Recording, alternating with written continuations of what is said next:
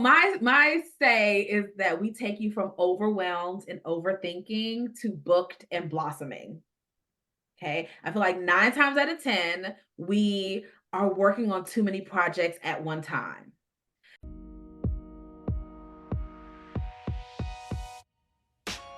Hello, welcome to Monetizing Mompreneurs podcast, where I take you behind the scenes with industry leaders, entrepreneurs, moms, working professionals, and amazing people pursuing their passions and going for their dreams. And I'm your host, Linda Mendable. Welcome to Monetizing Mompreneurs. I am here with Christina, a powerhouse speaker and community leader. She is a productivity and wellness coach for busy women with families who crave a healthier work-life rest balance. Her journey as a pastor's wife and homeschooling mom of 5 allows her to equip her audience with practical time management and wellness strategies that lead to growth without overwhelm, burnout, and frustration. So that's pretty good. With a firm belief that home life balance comes before taking one seat at the table, the Momathon Pillars of Productivity help equip dynamic and influential leaders with the tools they need to do it all, quote unquote. Featured in Forbes, Essence Magazine, Fox News, Red Table Talk, and more, Christina speaks nationally and supports an online community of thousands of women who are removing their superwoman capes and changing their communities. In her spare time, Christina is training for a 10K race. What?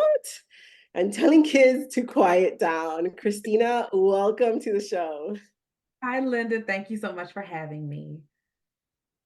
I'm so glad you're here. So basically, Christina is in our monetizing Facebook group community. And I asked, like, hey, I'm looking for someone to help us plan out our summer. And I believe Christina is the right person for that. Thank you so much, Christina, for commenting so we can get you on the show.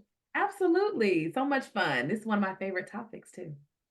So tell us a little bit about your journey. So from where you started to now.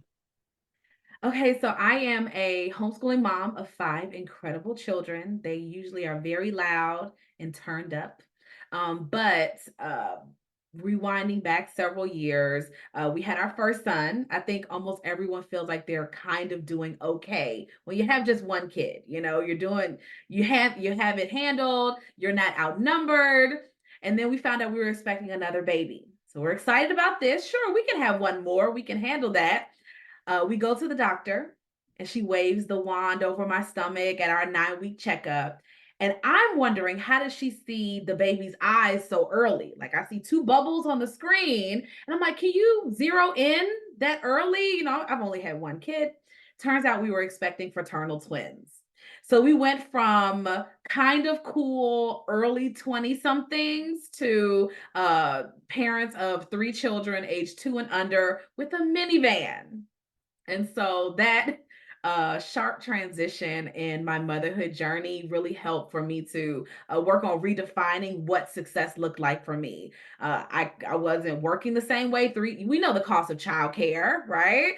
So automatically I became a stay-at-home mom, and I was just working through redefining who I was and adjusting to putting my career on the shelf. Like, you work towards something for so long, and you had this picture in your mind, of what it was going to look like, only to find out, wait a minute, we're going to do a serious pivot.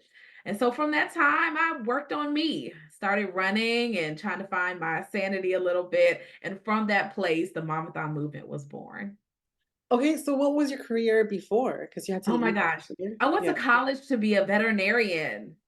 To be a vet. So I have a bachelor's degree in animal science. I was working at an equestrian center, loved it.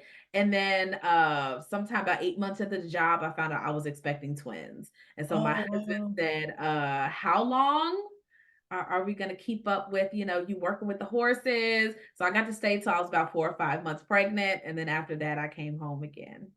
Yeah, I bet. Oh my God. I can't even imagine being pregnant around horses because I've been around horses only like one time in my life, and it was Yeah. when we went on our anniversary, and we went kind of on this trip. And Hmm. I've always wanted to go horseback riding, so I booked that. Girl, horses are huge They are and huge scary. They're and scary. scary. So I And if would, you're scared, they're even more scary. So wow. yeah, my So husband's comfort level diminished drastically once I got pregnant. absolutely, because you're afraid they're gonna kick you, like, man, I know I have like, how sometimes when you become a mom, you have like these weird visions of like the danger that could happen and you try to Yeah. avoid it. I don't know, that happens Yeah. to me. Like I see something like of what could happen, and then I, Mhm. I try to change things up so it doesn't happen. Yeah. Yeah. The mom anxiety of like, what if constantly is just Yeah, like not good for you're us. cooking and you put your pot on the stove and you're like, let me move that handle because you Yeah. see visions of the little ones and I don't know. And then you're Yeah. like, no, let me Yeah. Yeah. prevent that. 100%. Yeah, so I can't even imagine being pregnant, what you may have gone through of like the scenarios of the what ifs. Mhm. And then Yeah. being 5 months. Yeah, absolutely. So I knew it was time. I didn't Mhm. really want to make the pivot, but you adapt accordingly. I think one of the gifts of being a mom is learning how to be resilient and how to be more flexible. And you just go with what the season of life requires of you, hopefully with a balanced and calm demeanor. Like you want to be able to walk into a new season feeling strong and productive. And sometimes you got littles, it's like you're just trying to survive, and that's okay too. It's okay if you're in survival mode a little bit. Yeah, yeah, true. Because there is ups and downs. There's situations that get thrown at you that I there was a situation recently that got thrown at me, and I was surprised at how calm I handled it. Mhm. And not only that, but it really helped me kind of like, you know what? God has equipped us for such a time as this. And it's almost like, because I did have a feeling like everything was going to be okay. And I just went through the motions. So there's almost like these certain seasons that we know what we can handle, right? And being confident in that, right? So I feel like you were confident that you knew about horses, you were in that industry. I'm sure you love that. So let's talk a little bit of kind of like, so then you started working out, you started running, and then tell us about the Momathon. So I was just trying to work on myself. I was really desperately looking for goals that were just mine. I think when you start having kids, everything becomes the family goal. Everything becomes what's best for the children. And so I was really looking for goals that were just mine. And I remember my oldest son, I ran a 5K when I was pregnant with him. And then I just started to find my groove a little bit of this is what I needed to do to decompress, to breathe, to take better care of myself mentally over everything. Like, I think the wake ups and parenting twins, and, we didn't have a lot of family close by. And so we just were trying to make it. That was my go to. That was my tool, was exercising. It was a benefit. Okay, because I lost like 60 pounds. I probably need to be a little less fulfilled now so Wow. I can go back and lose some weight again. But it was just such a great place for me in my life. So moving from there, I felt God, if it's okay for me to say, leading me to Absolutely. leading me towards I can remember going running and him saying, I want you to start something to help other women get to their goals. And I was like, God, now I don't really feel like I've arrived myself. Usually that's how we feel. Like I can't start something until I'm where I think I should be. But I just started to go on the process of defining that. I started blogging, about how it's okay to love being a mom and not like it every day. You're That- allowed to not love it. Your kid poops in the tub, or, you have that big glass thing of olive oil and they knock it over in the pantry and you just don't even have the capacity to do anything about it. You just close the door and walk out, go cry, and then you'll come back to it later to clean all the things up. It's okay if you're having days like that, but it doesn't have to be where you stay. So I went on that journey of rediscovering who I was, and then talking more about how it's okay with whatever capacity you have right now for you to show up in the world. It's fine. And over time, turns out I wasn't the only person, that felt that way. or other moms who said, I feel like I have laid a lot of me aside in order to be a great mom, and to be a great wife, and to be present and love my family well. But how do I get back to who I was again? And Mm. that path, that journey that fits your season of life can be challenging sometimes to untangle all of those areas, but it's worth the work. It's really worth the work. So little by little, women started coming in and saying, "Show me how." We started hosting events and doing more media work and partnerships. It's changed drastically since when I started, but I'm loving seeing the trajectory and the journey, what happens when we just get started. Yeah, that's amazing. Okay, so where are you now? So now where is Momathon? What are your goals now? What are you doing now? And then we're gonna get into the summer.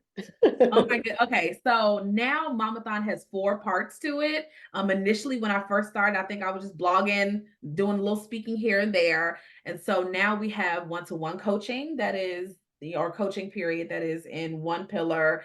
We have advocacy work that I do for educational choice, maternal health. That's part 2. We have the conference going into year 9. That's part 3. Wow. I know, it's wild. And then part 4 is, I do some traveling and speak for different companies, organizations, schools, things like that on work-life balance, productivity, wellness. So 4 different sectors that feel like they're moving all the time. But it's very exciting to see how each one is a different component of the business and how they're developing. Yeah, that's amazing. Okay, tell us about the conference because I did see some pictures of some of your conferences and stuff like that. So yeah, tell us about your conferences. Okay, so they're only once a year. People ask me all the time to host more than one. Absolutely not. They are such a labor of love. But we have women that come from all over the country and outside of the US as well, to learn, to network, to grow on purpose. All of the content is geared towards helping you to focus on what matters the most. Okay, so what ideas do I need to put on the shelf for another season? Mm. What's going to get me to my definition of success the fastest? What conversations do I need to have with the people in my life, in my sphere of influence, so that I can delegate more, communicate better? So everything is ingrained with that mentality in mind. This is year 9. It'll be in October in Atlanta. Wow. Um, but it really is they're the most remarkable women that come, and they love the Lord and they love their families and they're building businesses. The goal is for us to do all that we have to do in a more strategic way.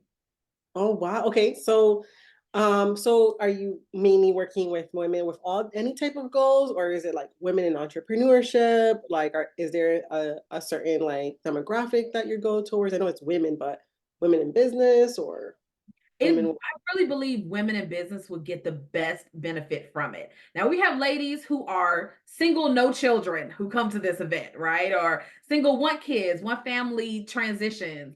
But I think that it is best for women, especially women with families who know they're called to lead. They know that they're called to walk into their next great thing, and maybe there are some bumps in the road that are slowing down that progress. So I think it's best for women who are leaders in business or want to step into their next season as they build their legacy. And so, okay, you know, let's talk about kind of like what has been kind of like the number one thing that you help women with? That's what I would ask. Like, and then we can go into like how we're gonna take that and plan out our summer. Okay, right? Okay. Um, so my say is that we take you from overwhelmed and overthinking to booked and blossoming. Okay. I feel like 9 times out of 10, we are working on too many projects at one time. So they may see, okay, Momathon has 4 different parts to it, and they assume that it's always been that way. They assume that, oh, Christina does all these things. She's always, irrelevant. Okay. I started out blogging, and then I had a single event, and then I added this other component on. And every time I only made changes incrementally. And so I think a lot of times, especially in our current social media society and all of these things, we're seeing someone else's stage 7, 8, 9, and you're in stage 2 developing this section of your business, and you feel like I should be here. I need to do the 7 streams and all these kind of, so you sell tumblers and you have candles that you make, and you're doing this and you're doing this, and you're so spread out everywhere with so many different projects. And so our goal is to bring all of those moves together and only focus on the ones that will make the greatest return the fastest. Okay. Yeah. So let's go Yeah. into kind of like, you know, taking that into consideration when we're looking at our summer, right? Sometimes business slows down, sometimes it picks up, it's Mm-hmm. depending on the industry that you're in. And Mm-hmm. so what I would say is kind of like let's put the foundation of like where we're going. So we're heading into summer. This week my kids are out of school, and you know as much as I think I'm going to get a lot done, I may not get all of those things done, right? Right. Yes. So what do we do? We're in kind of like, oh shoot, I gotta prepare. Mm-hmm. Or what can they do? They're already in the thick of it. The kids are out of school and they didn't realize how Mm-hmm. much attention their kids needed. And for them Mm-hmm. to feel like a great mom, right? Because sometimes, it's about that balance of how you feel, because you have to really protect your energy. That's what I believe. Like you really got to start being in tune with how you're feeling. Not that you're making decisions based off of how you feel, but maybe they can be an indicator of a symptom that something is right or something is wrong. That's how I feel Mm-hmm. about Yes. feelings. So in that, we're here, Mm-hmm. kids. We forgot to prep. We thought, we were just in the go go go motion. Perhaps maybe we have some entrepreneurs that are like that right now. And so, what can we do to get that overwhelm off of us and actually triumph during the summer, right? Yes, absolutely. This is a very simple term or a simple saying that I've heard in Brian Tracy's book, Master Your Time, Master Your Life. He has a saying that in the book that basically encompasses work the entire time you're supposed to be working. Okay. So the so the kids are home. You used to have a 5, 6 hour work day that is now being reduced to a different amount. Okay, whatever that might be, where you can get some things done without people tackling you. All right. I like to tell my children a definitive time that something is going to happen. For example, me and my daughter and my mom are going out later today. My daughter said, Mom, what time are we leaving? Okay. I'm like, listen, we'll be leaving the house at noon. Okay. That gives her an expectation of what she needs to do today, of what I will be doing today, and what time I'll actually be free. Now, here's the problem with some of us. Okay, is the time that we're supposed to be working, we actually are not. We might get sucked into the social media downward spiral where we're watching reels. You may get sucked into the cleaning spiral. Okay, that's a thing too. I was supposed to be sending an email early this morning. I saw dust and I felt like, oh, I should go do this other thing. No, you're procrastinating. Okay, you're putting off something that you know you should be doing this other thing. All right.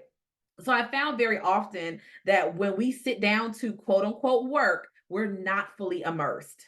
Okay. We're not fully immersed. I think most of the time our children are happy to give us a little bit of time if they know mom's going to be done at 2, and at 2, we're going to the splash pad.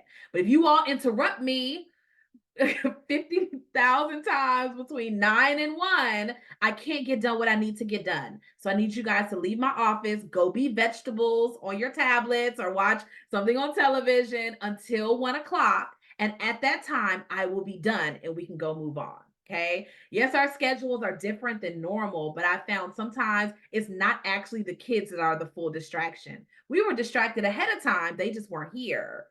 So now we need to really look at those places and determine this is what I need to do instead. Amen. What I like to add to this is basically we really got to have the right mindset, right? Mhm. Like I've learned that mindset is a very key component in protecting your energy. And I feel like the right mindset during this summer that, for you that are listening and are, the audience that is listening, mama, is that coming into it as like, you know, do the things that you would respect yourself more for this Mhm. summer. So think in your mind, you know, how can you this summer respect, you know, yourself more on what you're going to be doing. So when you're laying out your task and what you need to do, that's that, I'll say that mindset. Number two, there's some people that are neurospicy, you know, some people suffer from ADHD, some people suffer from anxiety and depression, and I'm going to say that protect your energy. So if you know what to block off, that you're basically doing absolutely nothing, and know what to block off when, you know, like really set your schedule of like what's obtainable, because some people live like, you know, especially when they're dealing with anxiety or something like that, like their energy, they don't know what's going to happen the next day, they don't know how their energy is going to be. So I think it's like really get clear with the mindset that you're going to be going into the day with, and have the positive mindsets, because if you have negative mindsets that just eat off of you, right, that's going to like make your energy at zero. So I would say that's a good starting point too. Christina, you want to add anything to that? You know, I'm a big believer in mindset as well. And I think that often we have to create space for who you know you are, right? Like, you know that my mind might operate at hyper speed. We know that sometimes we see things online and we feel like that's a really great idea. I should plug this into. Okay. We know that sometimes you know, we make tasks harder than they need to be. We say, I want to plan this masterclass or start a podcast or whatever. We will find all 50 things to add underneath that to make it more challenging. And so, one thing that I've been asking my clients throughout this spring has been, what do you want to celebrate at the end of the year? What do you want to celebrate at the end of the year? Who do you want to say that you've been this year? Okay. And so I had certain things that I wanted to celebrate, and I decided that the only things I was going to work on were those. You know, that's a successfully executed, sold out, and profitable conference, right? Or this is how many clients I want to serve, or speaking engagements, or things of that nature. This is what I want to celebrate. If your goal is to book more speaking engagements, why are we over here doing this other thing? All of our energy and focus should be driven towards accomplishing the goal you want to celebrate at the end of the year. Amen. Okay. What I will also add to that is kind of like, one of the things that I am doing is, of course, what are your goals? But one Mhm. thing that really helps me, like how you were talking about, to add to the part that you talked about, when you're working, work. Because last night I was working because I'm trying to meet a deadline, you know, Mhm. because we're about to go on vacation. And I just want to make sure that everything gets handled, you know, like my VA has her tasks, I have my tasks, you know, that I don't have any tasks until I come back, right? And I did. I fell into the procrastination mode, and the default was scrolling through social. And I Mhm. think, you know, one of the things that I try to do when it comes to that procrastination is, number one, sometimes the procrastination means that you're just tired. For me, I knew I was just tired. I needed to just take a break and go to bed. So first identify, are you tired? Do you need a break? Because you're going to make yourself even more tired, avoiding that you're tired, because you're Mhm. going to be scrolling, you're going to put your mindset in other things, or you're going to be watching something when maybe you really need a nap, just to Mhm. recharge, a power nap or something like that, or just some downtime. Yeah. And scrolling through social media is not going to be that downtime, because I really feel social media tries to make you feel a certain way for whatever reason. I think they're very good at making you feel positive, the negative, you know, this up and down, right? Because you see something good Yeah. and then you see something bad and then you laugh and then this and then, you know. So I don't recommend social media for anyone. I actually think it's a horrible, like, scrolling through reels, I think it's a horrible thing, Yes. to be honest. Yes. Unless you're going through an account that they do like really great content, but even Yeah. that, you know. Yeah. So identify, right, if you're tired or not tired. And then another thing is to have a really great, let's say you are procrastinating and you notice that you need to work and you are procrastinating, do the thing that sets you on fire. The thing that Mhm. you're excited about, go to that first, and then come back to the other tasks that you don't want to do. And that's Yeah. a secret that I've learned. Like, whenever I have to finish or have deadlines, sometimes I just start off with something that I enjoy doing. That's part of my Mhm, work. And then I mhm. can do the stuff that I do not enjoy doing. Yeah, yeah, that makes so much sense. And I'll say from the idea of you were saying identifying why you're procrastinating, like there can be different reasons. Sometimes certain tasks take more emotional or mental energy or capacity from you than others. Okay. Identify if you just don't want to sit and work on that hard thing.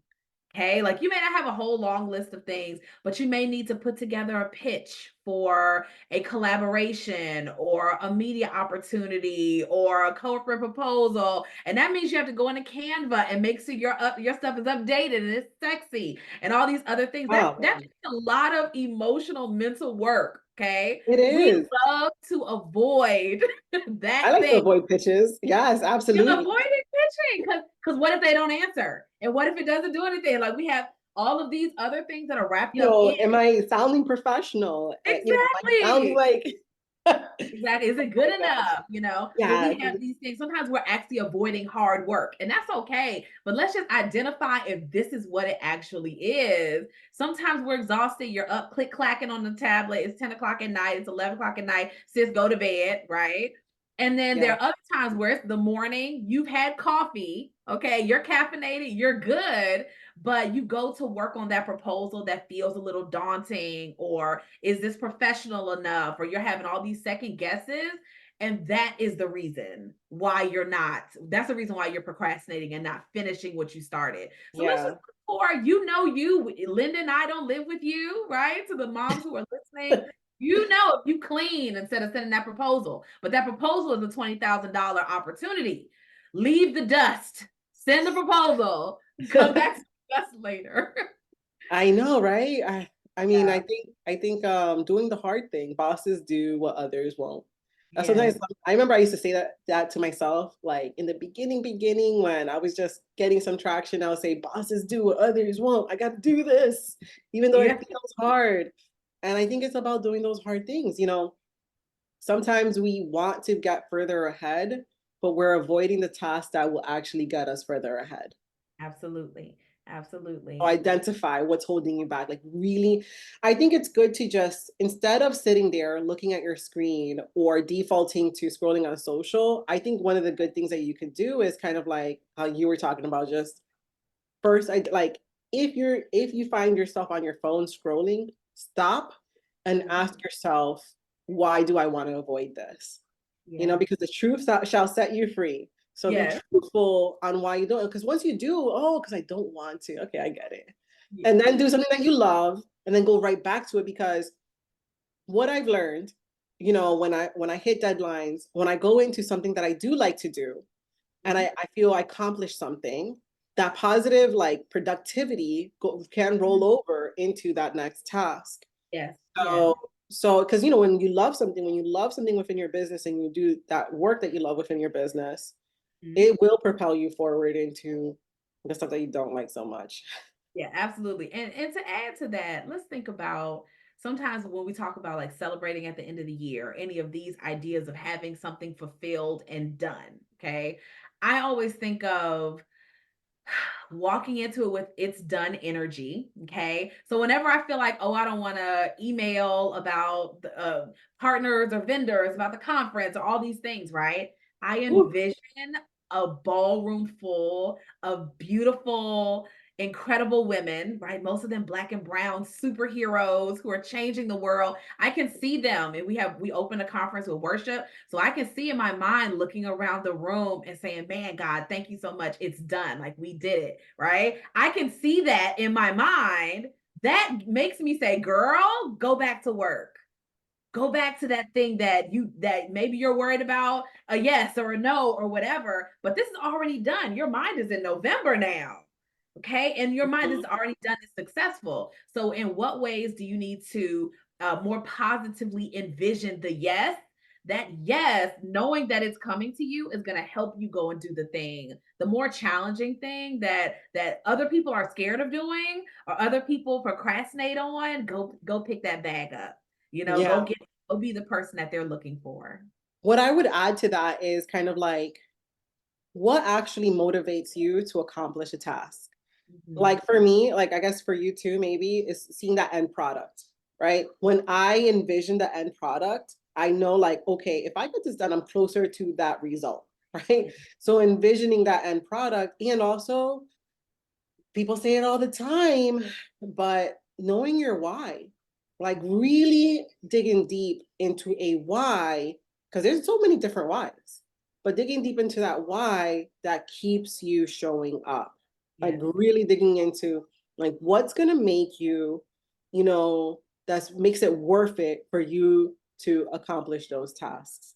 So Mhm. that's one for accomplishing tasks. Now we got to talk about kind of like managing our time, right? Yes. One, we talked about knowing who you are. Two, we talked about a little bit about mindset. Three, we talked about, what can help us get out of that procrastination because we don't got time for procrastination. I We know. got kids that need our time. So we really got to maximize our time and really be diligent that. And that comes into like, how can you respect yourself by accomplishing the task, by doing what you say you're going to do and not scrolling the social. I'm pretty sure you're going to feel some kind of way if you're like, man, I had 2 hours and all I did was scroll through the social.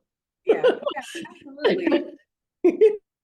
All right. So now let's go into like our time management. So how are we going to manage our time, Christina? Oh my goodness. So if we could go into like knowing who you are you? I'll ask you, Linda, first. Like, are you a early riser, work in the morning, or are you like a revenge insomnia person who kids go to bed at this time, and this is going to be my pocket of time to work? Whew. So it's been a transition because I know I'm most productive, to be honest, in the morning. I am most productive between the hours of 9 to 4. Hmm. From 4 until 8, I am like in kid mode and kind of like I can be a bit productive. If I go into my office at 4 o'clock, I can probably work until 8. That's it. I can't. After 8 o'clock, I'm procrastinating. I'm scrolling. It's very hard to focus. Yeah. So I know my limit, you know, Yeah. uh, and that's changed throughout, the year. So basically, the kids come home around 4 o'clock. So I'm making sure they have dinner. Like right now, they have karate. I'm doing the hustle. I'm in hustle mode. I know there's hustle mode and then there's chill mode in Yeah. business for me. Yeah. So right now I'm in my hustle mode because I have deadlines that I want to make sure that I accomplish. And so my husband is going to be taking my kids to karate. I can chill, sit back, and I can tell him, hey, I'm going to be unavailable. All right. Until 8 o'clock, I'm done because I'm going to be unavailable. I'm going to be working hard, and having that communication with my husband is really key. But if I was to say I am not an early morning person and I am not and I am kind of like late night. Late night because that's when after 8 o'clock, then I'm like, I'm binging something. Like I'm on Hulu or Yes. Netflix because I Yes. just want some downtime because all work and no play is Yeah. not it's gonna That make is. it's not gonna make me happy. Yeah. So I have 100%. to have kind of like some, something that I can just, binge or, a K drama. I like K dramas, or I have to have that. I don't know. That's me because I have to unwind because if I'm just always thinking about work, Yeah. I can't do that. Yeah. I'll say we incorporate time management to quote unquote always thinking about work or always feeling on. I'm learning through my own personal development that that's a sign of an imbalanced business. If you feel like you can't unplug or you can't take off or you can't leave the laptop or things I like need that, to unplug, girl. I forget about business. I'm like, I'm done. Exactly. But some Four of us o'clock, I'm shutting it down. But if I have a hustle, listen, you I know, till 8. Right, absolutely. And so I think like often my husband, he's like, I think as a family, we could just get rid of the TV. I was like, you can get rid of yours. Like, I like at 8, like just like you, 8 o'clock, 9 o'clock, we've been binging Chicago PD and like, oh, we have 9 seasons to catch up on. And so at a certain time, we just go into vegetable mode, as we call it in our house. But I have been really working time management wise to pocket my work time and then take the breaks when I say I'm going to take the break. Like if we're leaving today, for example, in a few hours, this is the time that we're going to do that. And whatever else needs to be incorporated later in the day, that'll just be done later in the day. And that's all right. I've also, for those who are married or have a partner, it's like, okay, how do I need to communicate differently with that person so that they have reasonable expectations of my capacity this week? So that means, for me, I usually coach on Tuesdays and Fridays, but my day is getting longer and I have more clients. I'm like, okay, I might start at 9 in the morning and get done at 5 or 6. But Monday, Wednesday, Thursday, I'm in homeschool mom mode, and that keeps me available for my children. So I just think of, as we're building, when we think about our time management, looking at your strengths, when am I the most productive? And now how can I adapt my family around this? So, okay, guys, when you wake up, there's cereal in there already, or something easy for you to grab. Hey, older sibling, help your younger sibling, please, while mom is finishing up with this. And then at this time of day, we're going to shift from here to here so that everyone knows everyone's on the same schedule. And we're really working hard to honor the timeline we have set. Okay, so that means our work activities are the most fruitful things that we could be doing. Okay, they're the most fruitful. I'm not, trying to rebuild my website in the middle of when you could go live, right? And just talk to your people. You don't need to do a website revamp to go live. Just press the red button, So Like, girl, you sometimes changed that color too many times. Stop changing the colors. exactly, it's not supposed to do it anymore. You're doing too much. So I think often we find we'll go and do the other activities that make us feel, oh, I'm so productive, oh, I'm doing so, so amazing. Spend that time. I tell my clients, like, you need to spend more 10K, send more 10K emails. Like I have an email that I've sent that has helped my clients create, right? I sent this email, I got a $10,000 sponsorship. I need to send more of those emails, right? I need to send more of those emails and do more of that versus the comfortable thing, which is, oh, let me just do this small thing. No, go do the big thing. Go do the thing that's going to make the biggest change. Focus your time around those parts of your business. I guess for me, like I kind of like have a day that I have full of meetings, and then a day that I don't have meetings, and a day that I have full of meetings, and a day that I don't have meetings. That's how I do it because I Yeah. know I need that downtime. Yes. But I think Yes. it's also, you gotta also know what you're gonna delegate. Know what you're Mhm. gonna delegate, know what your budget is to delegate. And I think like how I'm thinking about summer, like for me, let's go into how we're planning our summer as Christina. So how Yes. I am going to be planning my summer is basically a calendar. Yes. Um, because and then putting splash pad in there, like jotting in my calendar on what Yes. it is that we're doing, and having spaces of downtime as well, because the kids are full time now. They're not in, like, you have your kids full time, right? So that's Yes. a whole different ball game, right? When the kids are full time. So, I love, like, I know we're gonna have reading time, right? From me. Because I really want them to be reading this summer, like my Yes. boys, my older. Yes. Very. So we're gonna have reading time. So while they're reading, I can be on the computer, Mhm. typing up, and my daughter can be doing ABC Mouse or something like that, because that's what we'll Yes. do. So Yes. during my work time, I'll have my laptop, say, we're working, everybody's reading, you guys are reading your books, and we're gonna be in the kitchen table doing what it is that we're need to do. So that's a block of area. So then the downtime, like, of course, going to be lunch after that. And then what are we doing after lunch? So I'm not planning on doing anything past lunch. And then Mhm. if I do, it would be when my husband comes home and he can take over. Like, I'll set him up, like dinner's already done. The kitchen's already good for him. So he can take care of them for dinner. So he can spend time with the kids too. And then having that time that I spend time with my husband. And then, we talk about our day and stuff like that, and having that downtime. So that's how I'm planning. So after lunch, we either can they have a free time, go do what you guys want to do, or play outside, and then have maybe some along the week, one big activity like a splash pad. And of course, go to the YMCA some days as well, because I got to get my fitness in. Yes. And then the morning is the best time for me to get my fitness because of childcare, instead of in the Mhm. afternoon. or something like that. Or have those days that when my husband come, I go out for a walk, for at least, a 30-minute walk or something like that, for a mile and a half, get my Yeah. steps in. So that's kind of like at least one cool activity a week is what I'm gonna be doing. I love that. I'm in agreement. Every time I saw camps and all the things. First, I have 5 children. So when I saw, oh yeah, it's 150, 175 a week, I said, oh, we can't go do those already because that times 5 per week. No, ma'am. No, sir. So I just didn't want to, that wasn't where we wanted to put our investment for this summer. That was us. Um, and so I also didn't want to overbook us, where all of a sudden we have to be, oh, we got to get up at the crack of dawn to get you Oh, here. heavens no. Oh, but all of that just makes me not want to pull the shades closed.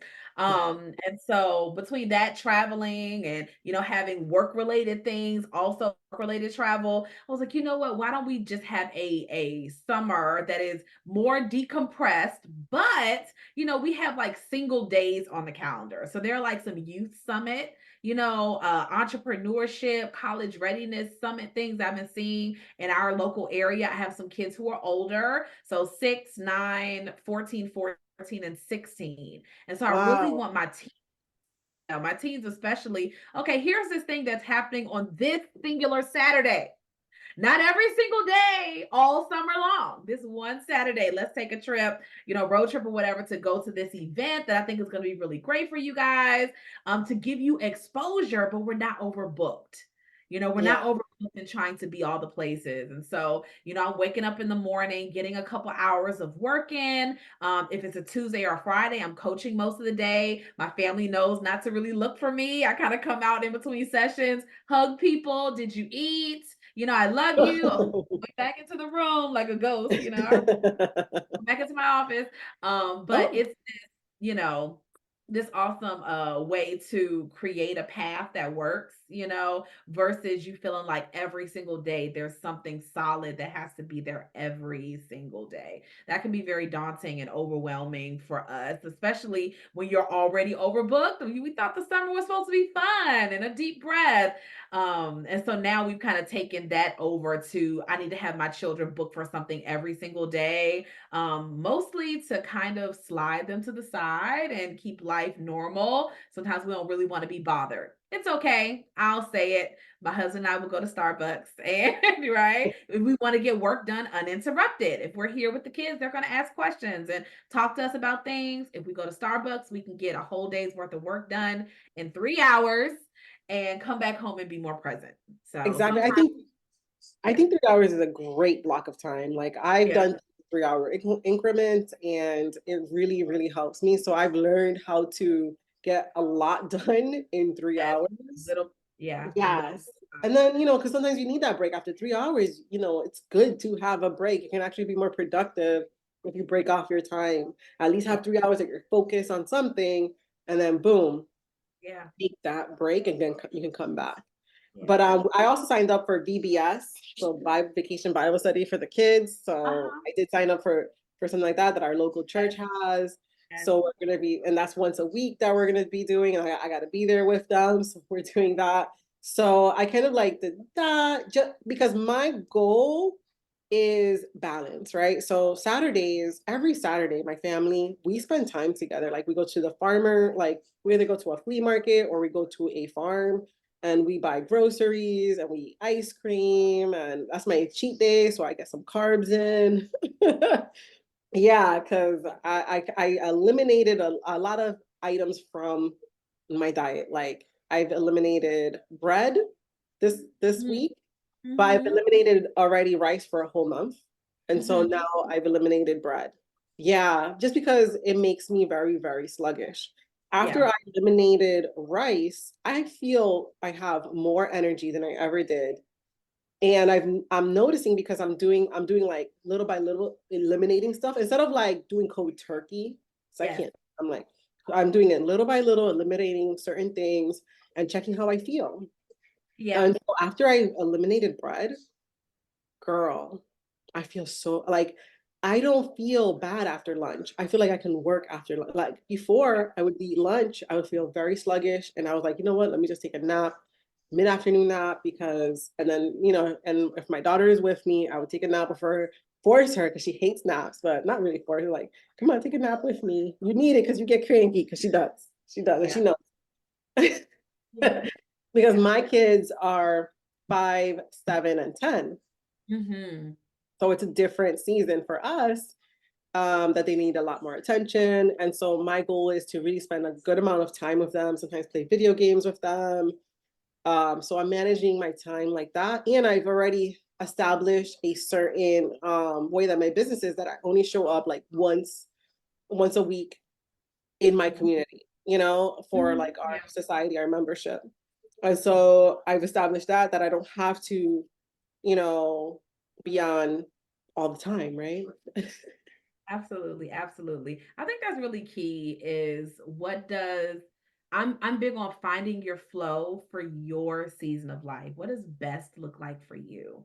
I think sometimes we may be so scattered, our minds are scattered or we're trying to figure out multiple things instead of just streamlining it down to this is what's most important. This is the time that I'm going to go and do this. And then how do I need to show up, like you said, for your community or for your clients? When are you going to do that? And is there a way that we can make it simple, simple, Mhm. simple, and clear so that we don't feel like we're overwhelmed mentally? Yeah. Okay, so one last question. My last Sure. question would be, is what has been a game changer for your business? Okay. I got it. I spent an entire year prioritizing on media. Okay. An entire year prioritizing on media. Maybe this was 20 somewhere between 2019 and 2021, right? I felt like it was what God was leading me to. I already had a great community of women who found me or come to the conference and everything, but I wanted to be able to go into new sectors and not have to defend my thought leadership. And so I spent a extensive amount of time like really working on my Google Me energy. Like if you have questions or doubts or you're not sure, here's the link. Here's like just go find whatever you need to see in order to verify that Momathon is what we say it is. Okay? So I think that was a game changer for me, and I was telling a client this morning. I was like, "Listen, the reason you learn to do this, yeah, you can hire a publicist. Sure you can. That's great. They're 3 to 5K a month. You can hire a publicist and take that route. I said, but it won't help you create relationships with the decision makers. Like so for me, that was the biggest catalyst. I want you to know me. And so I can go in and text, amazing, but relationships over everything, and then utilizing your own personal platform and thought leadership to say, I'm the person you're looking for, and I have proof. Everybody says that they're the best thing since sliced bread, right? Even though I'm gluten free and you let it go, right? Everyone says that they're the best thing since sliced bread. They're the cat's meow, but who agrees with you? Who agrees that you are who you say you are? It's important to build a portfolio of receipts, that verify that expertise. So I think that has been the biggest game changer for me, becoming the woman who could pitch for those opportunities and really step into the next level, and how to share that has been a game changer. That's a good one. Thank you so much for sharing with us.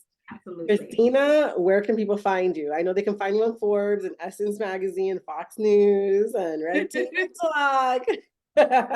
Yes, I promise I'm musing around on the internet just like everyone else. I'm on Instagram at the Momathon Movement. I'm on Facebook, the Momathon Diaries, which will probably change to Movement for congruency. And I'm also on Facebook as Christina Garrett. You'll see my mohawk in the profile picture. You'll know it's me. And I look forward to connecting with you all. Thank you so much for tuning in. If you have a chance, stop by the website at lindamendable.com and join us over at Monetizing Mompreneurs Facebook group. I just want to say again, thank you for listening. Thank you for listening. Thank you for listening.